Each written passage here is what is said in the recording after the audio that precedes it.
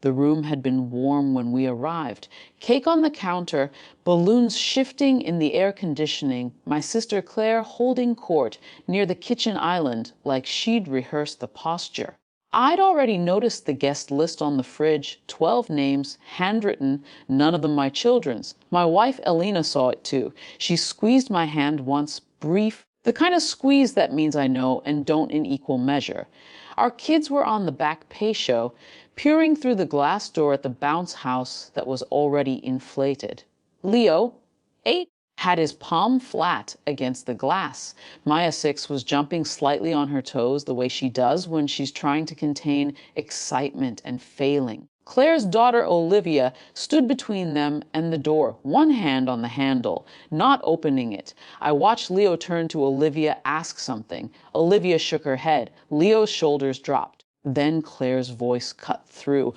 Actually, we need to talk about that. She was looking at Alina. Not at me, never at me. The party, Claire continued, gesturing vaguely toward the backyard.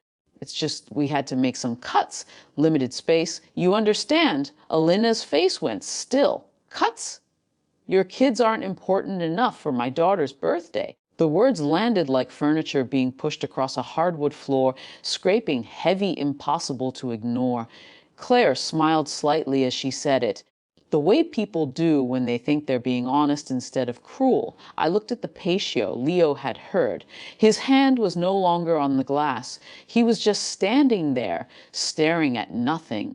The shape of his back telling me everything. Maya had stopped jumping. She was holding her brother's arm, confused, waiting for someone to explain why the bounce house was for other children. Alina started to speak. Something diplomatic, probably.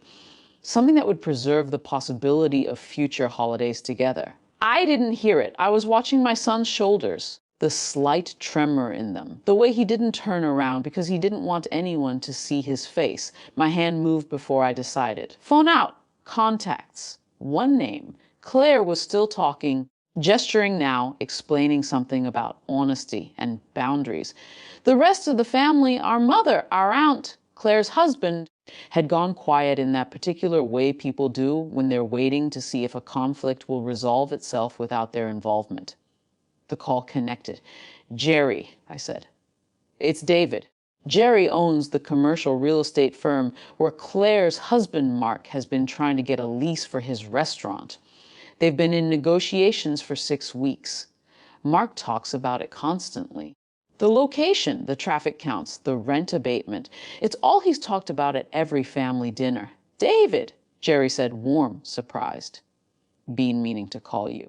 That zoning variance you flagged saved us about 40 grand. Glad to hear it. I kept my voice even. Listen, I'm calling about the Spring Street lease. Claire had stopped talking. Mark had gone pale in that particular way pale people go when they suspect something but aren't sure yet. What about it? Jerry asked. I'm not going to ask you to do anything unethical. I looked at Mark. He was holding his coffee cup like it was the only solid object in the room. I just want you to know that I'm not comfortable with my name attached to that deal anymore. And I think you should evaluate whether the tenant's values align with yours before you move forward. A pause. Then Jerry's voice quieter. That's specific. You want to tell me more? No, I said. That's all I've got. Just thought you should know. Another pause. Jerry was smart. He didn't need more. I appreciate the call, he said.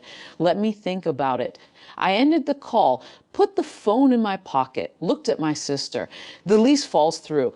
I said quietly, the restaurant doesn't open. That was Jerry. The room didn't breathe. Mark's coffee cup tilted slightly, coffee sloshing over his fingers. He didn't seem to notice.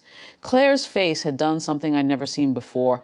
Not anger, not embarrassment, but a kind of blank confusion, like a screen losing signal. You can't, she started. I didn't. I picked up my jacket from the back of the chair. I just gave Jerry information. What he does with it is his business. Elena was already moving toward the patio door. She opened it, knelt down, said something to Leo and Maya I couldn't hear. Leo nodded.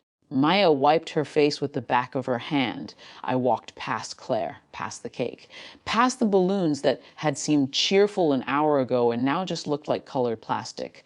At the door, I stopped, turned back, not to Claire, to Mark. Hope it works out, I said, and meant it, which was somehow worse than we left. In the car, nobody spoke for the first 3 blocks. Then Maya from the back seat. Small voice said, "Daddy, did I do something bad?" I looked in the rearview mirror. Elena's eyes were wet, but she was smiling slightly, the kind of smile that's more about survival than happiness. "No, baby," I said. "You didn't do anything." Leo was staring out the window. Then why didn't they want us there? I didn't have an answer, not one that would help. At the next light, Elena reached over and put her hand on my leg. Not a squeeze this time, just there, present. We drove the rest of the way home in silence. 3 days later, Mark called. The lease fell through. He wasn't angry, that was the strange part. He sounded tired.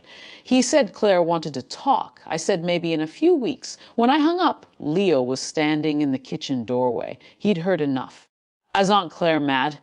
"Probably," I said. He thought about that. Then, good. It wasn't the answer I would have given, but I didn't correct him either. Some things they figure out on their own. Some things you let them.